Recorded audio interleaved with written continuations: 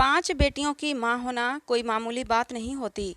सबसे ज़्यादा मुश्किल तो तब बढ़ती है जब पति ही बेटियों से नफरत करता हो। पहली बेटी पैदा हुई तो ससुराल वालों ने झूठे मुंह मुबारकबाद दे दी थी, मगर एक के बाद एक बेटी की पैदाइश से ससुराल वालों ने मेरा जीना मुश्किल कर दिया था। शायद जिस गांव में मैं रहती थी, वहां पर एक औरत को तभी सम्मान दिया जाता है जब वो बेटियों के साथ साथ बेटों की भी माँ बने। जब मेरे यहाँ चौथी बेटी पैदा हुई तो पति ने उस बेटी को देखना भी गवारा नहीं किया और सास मुझे अस्पताल में अकेला छोड़कर वापस आ गई। जब तबीयत कुछ ठीक हुई तो अपनी फूल सी बेटी को लेकर मैं खुद ही घर की तरफ बढ़ी। जब मैं अस्पताल से बाहर निकली तो एक गरीब बूढ़ी औरत बाहर बैठी हुई थी। मैं उसकी कुछ मदद करने के इरादे से उसके पास गई। मैंने उस बूढ़ी औरत को कुछ पैसे दिए तो वो खुश हो गई और मुझे दुआएं देने लगी। मैंने कहा, अम्मा जी, दुआएं ही देना है तो मेरी बच्चियों को दो कि उनके नसीब अच्छे हों। मेरे चेहरे पर उदासी देखकर वो बूढ़ी औरत बोली, बेटी, तुझे क्या तकलीफ है? न चाहते हुए भी मैंने अपनी परेशानी उस बूढ़ी औरत को बता दी।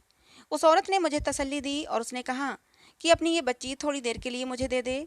मैंने अपनी फूल सी बच्ची उस बूढ़ी औरत की गोद में दे दी। बच्ची को गोद में लेते हुए वो बूढ़ी औरत कहने लगी, परेशान मत हो बेटा, एक दिन तेरा पति तुझे जरूर मानेगा। घर आते ही मुझ पर मुसीबत के पहाड़ टूट पड़े। घर पर मेरा स्वागत मेरे पति ने मुझे थप्पड़ मारकर किया। सास ने मेरी बेटी मेरी गोद से लेकर उसे बेड पर पटकने वाले अंदाज में रखा और कामों की लंबी लिस्ट मेरे सामने रख दी कि फटाफट घर के कामों में लग जाओ। मेरी जेठानी तो 3-3 बेटों की माँ थी, बात बात पर बेटों की माँ होने का रौब जमाया करती थी। मैं खामोशी से सब्र करती रही। जिंदगी धीरे धीरे यूं ही गुजरने लगी थी। मेरी फूल सी बच्चियों को बाप और दादी का प्यार नहीं मिला। अक्सर मैं सोचा करती थी कि बेटियां भी तो भगवान की बनाई हुई होती हैं। सब कुछ तो भगवान के हाथ में होता है। जिसे चाहे बेटा दे, जिसे चाहे बेटी दे, फिर क्यों उसका कसूरवार एक औरत को ठहराया जाता है। धीरे धीरे समय बीतता गया और एक बार मैं फिर से प्रेग्नेंट हो गई। 4 बेटियों के बाद अब मेरी भी यही अभिलाषा थी कि भगवान मुझे बेटा ही दे दे, ताकि मैं अपने पति और सास की शिकायत को दूर कर सकूं। जैसे जैसे मेरी डिलीवरी का समय करीब आ रहा था, मेरा डर बढ़ता जा रहा था। मेरा पति दूसरे शहर में रहता था काम के सिलसिले में। इस बार तो उसने साफ साफ कह दिया था कि अगर इस बार भी बेटी को जन्म दिया तो मैं तुम्हें डिवोर्स दे दूंगा। उनकी बात सुनकर मेरा शरीर कांपने लगा था। मैं पूरा दिन रोती रही और भगवान से प्रार्थना करती रही, लेकिन भगवान ने शायद मेरी किस्मत में दुख उठाने लिखे थे। मेरी तबीयत खराब हुई और मुझे हॉस्पिटल में एडमिट कराया गया। जब मुझे होश आया तो मेरे पास नर्स खड़ी थी। मुझे होश में आता देखकर मुस्कुराती हुई बोली, मुबारक हो, आपने प्यारी सी बेटी को जन्म दिया है। नर्स की बात सुनकर मेरी आंखों में आंसू आ गए। एक बार फिर से मैं और मेरी बेटी बिन किए पापों की सजा भुगतने वाले थे। मेरा दिल चाहा कि मेरी सांस रुक जाए और मैं इस मुसीबत से छूट जाऊं, लेकिन ये मुमकिन नहीं था। वो नन्ही सी गुड़िया रो रही थी। मैं उसे सीने से लगाकर रोने लगी। काश ये किसी और के यहाँ जन्म ले लेती। मैं तो भगवान की राजी में ही राजी थी। भगवान के दिए ये 5 फूल मुझे अपनी जान से भी बढ़कर थे, मगर मैं पति और अपनी सास से तंग आ चुकी थी। अस्पताल के बाहर बैठी औरत मेरी हालत देखकर उसने इस बार बच्ची को मुझसे नहीं मांगा, बल्कि दुआ देते हुए बोली, कभी उम्मीद मत छोड़ना, बहुत जल्द तुम्हारे दिन फिर जाएंगे। दिल ही दिल में मैंने दर्द भरी सांस खींची और सर को हिलाती हुई घर की तरफ चल दी। रात के 9 बज चुके थे। जब मैं रिक्शे में बैठकर अकेली घर पहुंची तो शरीर कांप रहा था। मैं हिम्मत करके दरवाजे पर आई। 1-2 बार मैंने दरवाज़ा खटखटाया, यहाँ तक कि 1 घंटा गुजर गया, मगर किसी ने आकर दरवाज़ा नहीं खोला। अंदर से मेरी बेटियों के रोने की आवाज़ें आ रही थीं। अंधेरा हो चुका था, मगर किसी ने भी दरवाज़ा नहीं खोला। मैं वहीं दरवाजे से टेक लगाए बैठी रोती रही। आधी रात को मुझे दरवाज़ा खुलने की आवाज़ आई। मैं जल्दी से उठकर खड़ी हो गई और दरवाज़ा मेरी बड़ी बेटी ने खोला था। मैं फ़ौरन अंदर आई और उससे लिपट कर रोने लगी।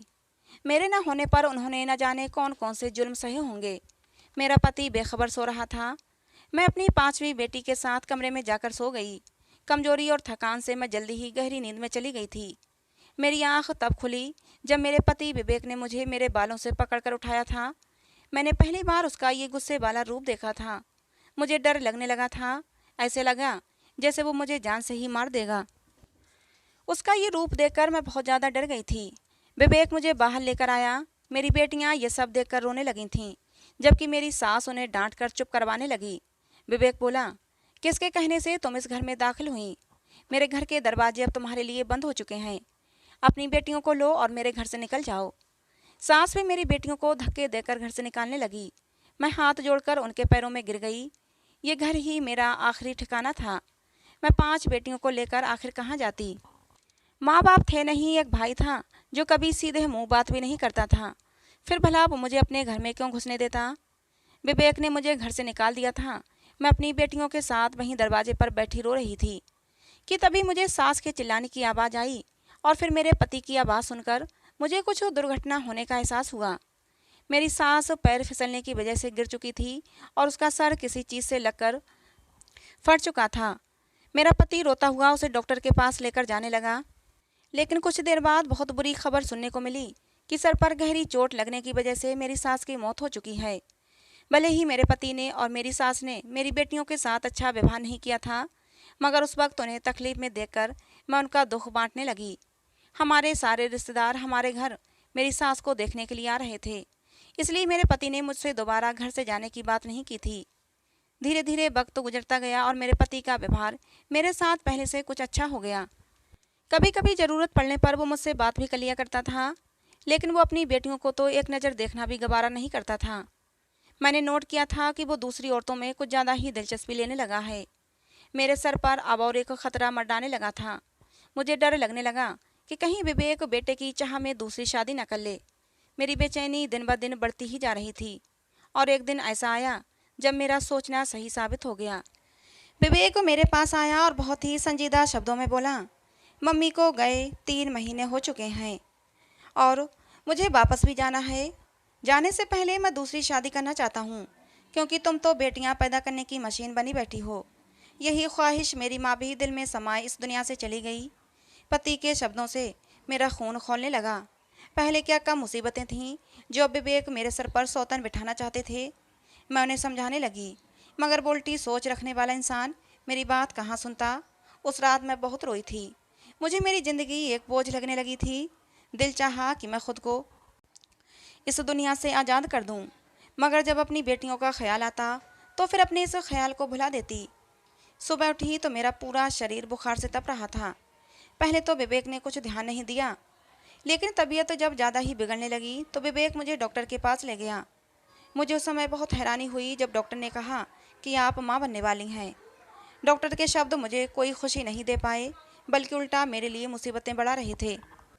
विवेक को आज मुंबई भी जाना था। जब उसने ये खबर सुनी तो खामोशी से मुझे घर ले आया और मुझसे गुस्से भरी आवाज़ में बोला, इस बार बेटा हुआ तो ठीक है, लेकिन अगर लड़की हुई तो वो मुझे घर में दिखनी नहीं चाहिए। उसे कहीं भी डाल देना, लेकिन इस घर में लेकर मत आना। अगर मेरी बात नहीं मानी तो तुमको और तुम्हारी 5 बेटियों को ऐसी जगह भिजवा दूंगा जहाँ से तुम दोबारा कभी वापस नहीं आ पाओगी। अपने पति विवेक की बात सुनकर मैं काँप कर रह गई थी। विवेक मुझे धमकी देकर मुंबई चला गया और मैं डर डर कर अपने दिन पूरे करने लगी। जैसे जैसे डिलीवरी का समय निकट आता जाता था, मेरे दिल की धड़कन उतनी ही तेज होती जाती थी। मेरे घर में छठी बेटी का आना मतलब मेरी 5 बेटियों के लिए और मेरे लिए मुसीबत खड़ी होना। मैं भगवान से यही प्रार्थना करती कि हे भगवान, मुझे इस बार बेटा ही दे दे। मुझ पर और मेरी बच्चियों पर दया कर। अगर मुझे छठी बेटी हुई तो मैं उस नन्ही सी जान को मारने के बारे में सोच भी नहीं सकती थी। और जैसा कि विवेक मुझे धमकी देकर गया था, ना ही मैं उसे लावारिसों की तरह इधर उधर छोड़ सकती थी। धीरे धीरे दिन गुजरते रहे और मेरे 9 महीने पूरे हो गए और फिर मैं जाकर हॉस्पिटल में एडमिट हो गई। मैं आखिरी समय तक भगवान से बेटे की ही दुआ मांग रही थी, लेकिन भगवान को शायद कुछ और ही मंजूर था। भगवान ने इस बार भी मुझे बेटी ही दी। विवेक का बार बार फ़ोन आ रहा था, लेकिन मैं बार बार फ़ोन काट रही थी। मैं उसको क्या जवाब देती कि तुम छठी बेटी के बाप बन गए हो। दिल चाह रहा था कि चीखें मार मार कर रोऊं। मैं उस नन्ही सी जान को सीने से चिपकाए आंसू बहा रही थी। मैं तो उसको मारने के बारे में सोच भी नहीं सकती थी, ना ही विवेक को बता पा रही थी कि मैंने फिर से बेटी को जन्म दिया है। मैं कोई बीच का रास्ता सोचने लगी और फिर मैंने एक फ़ैसला कर लिया। तबीयत तो थोड़ी सही हुई तो मैं हॉस्पिटल से निकली और हॉस्पिटल के बाहर बैठने वाली उस औरत के पास चली आई। मैं उसका हाथ पकड़कर थोड़ी साइड को ले गई। वो बेचारी गरीब औरत मुझे इस तरह देखकर हैरान हो रही थी। फिर मैंने उसके कान में कुछ कहा। मेरी बात सुनकर वो हैरान हो गई, लेकिन वो मेरी बात समझ गई और मेरी बेटी को अपनी गोद में ले लिया। जब उसने मेरी बेटी को गोद में लिया तो मेरा दिल हजारों टुकड़ों में बट गया था। मेरा दिल कर रहा था कि मैं इतने जोर से रोऊं कि सारे संसार को मेरे दुख के बारे में पता चल जाए, लेकिन मैं ऐसा नहीं कर सकती थी। दिल पर पत्थर रखकर मैंने अपनी नन्ही सी गुड़िया उस गरीब औरत की गोद में दे दी। आंखों में आंसू लिए मैं घर की तरफ चल दी। मैंने सोच लिया था कि विवेक से कहूंगी कि मैंने एक बेटी को जन्म दिया था, लेकिन जन्म लेने के कुछ ही समय बाद हमारी बेटी इस दुनिया से चली गई। मैं घर पहुंची ही थी तभी विवेक का फ़ोन आ गया। मैंने फ़ोन उठाया और हेलो कहा। विवेक के पूछने पर मैंने कहा, हाँ मैंने एक बेटी को जन्म दिया था, लेकिन मेरी बात अभी पूरी भी नहीं हुई थी तभी विवेक ने फ़ोन काट दिया। मैंने दोबारा विवेक को फ़ोन किया, लेकिन विवेक ने मेरा फ़ोन नहीं उठाया। मैं बार बार विवेक को फ़ोन करती रही और वो बार बार मेरा फ़ोन काट रहा था। मैं अपनी बच्चियों को सीने से लगाए वहीं बैठकर रोने लगी। समय धीरे धीरे गुजरने लगा और फिर 1 साल 2 साल पूरे 18 साल गुजर गए, लेकिन विवेक ने हमारी कोई खैर खबर नहीं ली। घर में जितनी जमा पूंजी थी धीरे धीरे सब कुछ खत्म हो चुकी थी। अब तो हमारे भूखे रहने की नौबत आ गई थी। मजबूर होकर मैंने खुद ही घर से बाहर निकलने की सोची और फिर मैं लोगों के घरों में काम करने लगी और इस तरह अपना और अपने बच्चों का पेट पाला था। जैसे तैसे करके मैंने अपनी तीनों बेटियों की शादियां भी की थीं। मेरी 2 बेटियां मेरे पास बची थीं। अब तो मुझे विवेक का इंतजार भी नहीं था, लेकिन फिर से मेरी ज़िंदगी में तूफान आया। एक दिन मैं घर के काम कर रही थी कि तभी दरवाजे पर दस्तक हुई। दरवाज़ा खुला तो सामने विवेक को खड़ा पाया। 18 साल बाद विवेक क्यों मेरी ज़िंदगी में फिर से वापस आया था। जैसी भी थी मेरी ज़िंदगी सुकून से गुजर रही थी। वो मुझे देखकर मुस्कुराया और अंदर आ गया। मैं हैरान सी खड़ी विवेक को देख रही थी। मेरी छोटी बेटियों को तो शायद पता भी नहीं था कि उनका बाप है। मेरे बताने पर उन्होंने कोई ख़ास प्रक्रिया नहीं दी थी और कमरे में चली गईं। विवेक को कोई फ़र्क नहीं पड़ा। मुझे हैरान देखकर बोला कि मैं अब यहीं रहूँगा, लेकिन तुम कोई खुशफहमी मत पाल लेना। मैं यहाँ 2 महीने से आया हुआ हूँ और मैंने अपने लिए एक लड़की भी पसंद कर ली है और मैं जल्दी ही उससे शादी करने वाला हूँ। विवेक की बात से मुझे कोई हैरानी नहीं हुई। मैं तो कब का ये मान चुकी थी कि विवेक ने दूसरी शादी कर ली होगी, लेकिन आंखों में आंसू जरूर आ गए ये सोचकर कि जब विवेक को दूसरी ही शादी करनी थी तो उसे मेरी ज़िंदगी में आने की क्या ज़रूरत थी। मैं तो कब का उसके बिना जीने की आदत डाल चुकी थी। विवेक फ्रेश होकर कमरे में आराम करने जा चुका था और मैं वहीं बैठी आंसू बहाती रही। विवेक ने एक बार भी नहीं पूछा कि तुमने 18 साल कैसे गुजारे, हमारी बेटियां कैसी हैं। एक बार भी मुझसे बात करने की ज़रूरत नहीं समझी। विवेक ने बताया उसने एक लड़की को पसंद कर लिया है और वो जल्दी ही उससे शादी करेगा। कल ही उसकी माँ अपनी बेटी को लेकर हमारे घर आने वाली है और कल ही मैं शादी कर लूँगा। पंडित जी को मैंने पहले ही बोल दिया है, कल तुम सारी तैयारियां करके रखना। विवेक की बात सुनकर मैं अंदर ही अंदर रोती रही, अपने आंसू पीती रही और विवेक की शादी की तैयारियां करने लगी। अगले दिन मैं उठी और घर की साफ सफाई की। विवेक के लिए नाश्ता बनाया और उसे उठाया। उसने नाश्ता किया। उसने अपनी एक भी बेटी के बारे में अभी तक नहीं पूछा था।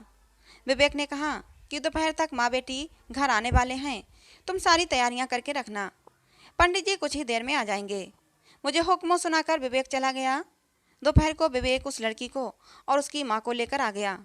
उस लड़की का नाम नेहा था। दोनों माँ बेटी को विवेक ने दूसरे कमरे में बिठा दिया और मुझे आकर बोला कि तुम जाओ नेहा को दुल्हन की तरह तैयार करो। मेरे अंदर तो कोई जज्बात ही नहीं बचे थे। मैं चुपचाप उठी और नेहा को तैयार करने चल दी। नेहा को देखकर मुझे बहुत ज़्यादा दुख हुआ। मुश्किल से 17-18 साल की लड़की थी। बहुत ही प्यारी सी मासूम सी बच्ची थी। विवेक को जरा भी शर्म नहीं आई इतनी कम उम्र की लड़की के साथ शादी करते हुए। तभी मेरी नज़र उस लड़की की माँ पर पड़ी। उस औरत को देखकर मुझे कुछ कुछ याद आने लगा। मुझे ऐसा लगा कि जैसे मैंने उस औरत को कहीं देखा है और फिर जब मुझे याद आया तो मेरे सिर पर आसमान गिर पड़ा। ये तो वही औरत थी जो हॉस्पिटल के बाहर बैठा करती थी और उसी को तो मैंने अपनी बच्ची दी थी। तो इसका मतलब मैं नेहा की माँ हूँ। नेहा मेरी ही बेटी थी। मैंने उसको पकड़कर कहा, बताओ तुम वही हो ना जो हॉस्पिटल के बाहर बैठती थीं और मैंने तुमको ही अपनी बेटी दी थी। वो औरत भी मुझे पहचानने की कोशिश कर रही थी। मेरे पूछने पर वो आंखों में आंसू भरकर बोली, हाँ मैं वही औरत हूँ जिस औरत को तुमने अपनी बच्ची दी थी और नेहा तुम्हारी अपनी खुद की बच्ची है। मुझे माफ़ कर दो। पता नहीं विवेक ने कहाँ नेहा को देख लिया और उससे शादी करने की जिद करने लगा। उसने 2-1 बार नेहा से भी कहा, लेकिन उसने मना कर दिया था। फिर वो मेरे पास आया और मुझे पैसों का लालच दिया। नेहा शादी के लिए बिल्कुल भी राजी नहीं थी। वो भला एक बूढ़े आदमी के साथ शादी कैसे कर सकती थी। मैंने नेहा को राजी किया। मैंने कहा, विवेक पैसे वाला है, हमारी और तुम्हारी जिंदगी सुधर जाएगी, क्योंकि अब भी मैं पहले की तरह गरीबी में ही जीवन बिता रही हूँ। उस औरत की बात सुनकर मेरी आंखों से आंसू बहने लगे। मैंने अपनी बेटी नेहा को कसकर सीने से लगा लिया। भगवान, कैसा अनर्थ होने वाला था। एक बाप अपनी ही बेटी से शादी करने वाला था। न जमीन फटी न आसमान गिरा। अब मेरे सब्र का बांध टूट चुका था। मैं गुस्से से जाकर विवेक के सामने खड़ी हो गई। मैंने कहा, विवेक, आज मैं तुम्हें बताती हूँ कि मैंने छठी बार भी एक बेटी को ही जन्म दिया था, लेकिन वो तुम्हारी डर की वजह से मैंने उसे एक गरीब औरत को दे दिया था। हालांकि तुमने ही मुझसे कहा था कि छठी बेटी हो तो चाहे किसी को भी दे देना, लेकिन उसे घर लेकर मत आना, और तुम्हारे डर की वजह से ही मैंने ऐसा किया था। लेकिन मेरी आधी बात सुनकर ही तुमने फ़ोन काट दिया और मुझसे सारे रिश्ते नाते तोड़ दिए। मैंने जैसे तैसे करके अपने बच्चों को पाला पोसा, उनकी शादियां भी की। जिस उम्र में तुम्हें अपनी बेटी की शादी करनी थी, उस उम्र में तुम खुद की शादी कर रहे हो, और वो भी अपनी ही बेटी से, अपनी सगी बेटी से। मेरी बात सुनकर विवेक चकरा कर रह गया। उसे यकीन नहीं हो रहा था कि मैं क्या कह रही हूँ। विवेक बोला, तुम्हारा दिमाग तो खराब नहीं है? मैं इतना गिरा हुआ भी नहीं कि अपनी ही बेटी से शादी। मैंने कहा, नेहा तुम्हारी खुद की बेटी है, वही छठी बेटी जो मैंने तुम्हारे डर की वजह से एक गरीब औरत को दे दी थी, और आज तुम उसी के साथ ही। छी, घिन आती है मुझे तुमसे। मेरी बात सुनकर विवेक मुझे फटी फटी आंखों से देखने लगा था, और जब थोड़ा होश में आया तो अपना सर अपने हाथों में पकड़कर बैठ गया और फिर घर से निकल गया। मैंने दोबारा नेहा के पास गई तो नेहा रोते हुए अपने शरीर से एक एक जेवर को खींच खींच कर फेंक रही थी। मैंने उसे संभाला, उसे तसल्ली दी। बहुत देर तक उसे सीने से लगाए बैठी रही। थोड़ी देर बाद नेहा को थोड़ा सुकून हुआ तो वो सो गई। 8 दिन गुजर गए, लेकिन विवेक का कोई पता नहीं था। आज सुबह से ही मेरा दिल बहुत परेशान हो रहा था। बार बार बुरे बुरे ख्याल आ रहे थे, लेकिन फिर भी मैं घर के कामों में लगी हुई थी। तभी दरवाजे पर एम्बुलेंस की आवाज़ आई। मैंने घबराकर दरवाज़ा खोला तो मेरे पैरों तले से ज़मीन निकल गई। हॉस्पिटल के कुछ कर्मचारी विवेक को घर के अंदर ला रहे थे। विवेक की हालत देखकर मेरा दिल भी रोने लगा था। विवेक ने मुझे बहुत दुख दिए थे, लेकिन वो मेरा पति और मेरी बच्चियों का बाप था, और इंसानियत के नाते भी मैं उसकी तकलीफ़ को देख नहीं सकती थी। विवेक का बहुत ही खतरनाक एक्सीडेंट हुआ था। उसके दोनों पैर एक्सीडेंट में जा चुके थे। उसकी जीभ दांतों के नीचे आने की वजह से कट चुकी थी। वो बोल नहीं सकता था। 8 दिन तक वो सरकारी हॉस्पिटल में लावारिसों की तरह पड़ा रहा। कुछ होश आया तो उसने अपने घर का पता दिया, और फिर वो कर्मचारी उसे घर लेकर आए। मैंने दिन रात विवेक की सेवा की। विवेक मुझसे नज़रें भी नहीं मिला रहा था। एक दिन बहुत हिम्मत करके उसने मुझसे कहा कि मुझे मेरी बेटियों से मिलवा दो। मैंने उसकी 5 बेटियों को उसके सामने लाकर खड़ा कर दिया, लेकिन नेहा उसके सामने नहीं आई थी। उसने रो रो कर अपनी बेटियों से माफ़ी मांगी थी। मेरी बेटियों ने भी अपने बाप को माफ़ कर दिया था। आखिर वो उनका बाप ही तो था। विवेक ने मुझसे इशारों में कहा कि वो नेहा से मुझे माफ़ी दिलवा दे। अगर नेहा मुझे माफ़ कर देगी तो फिर हो सकता है मेरे दिल का बोझ कुछ कम हो जाए। नेहा को भी अपने बाप की यह हालत देखी नहीं जाती थी। उसने भी अपने बाप को माफ़ कर दिया। विवेक की जमा पूंजी से हमने एक बिजनेस स्टार्ट किया, और फिर मेरी बेटियों के नसीब से वो बिजनेस चल पड़ा। घर में अब पैसे की कोई कमी नहीं थी। विवेक ने अपने कमरे में ही एक छोटा सा मंदिर बनवा लिया है, और हर वक्त तो भगवान के सामने बैठा रहता है और रोता रहता है। शायद अपने गुनाहों की माफ़ी मांगता है। तो दोस्तों, आपको आज की हमारी ये कहानी कैसी लगी? कमेंट बॉक्स में ज़रूर बताना। कहानी पसंद आई हो तो प्लीज़ लाइक करना। ऐसे ही और कहानियों के लिए हमारे चैनल को सब्सक्राइब करना। कहानी को अंत तक सुनने के लिए आप लोगों का बहुत बहुत धन्यवाद दोस्तों। मिलते हैं अगली किसी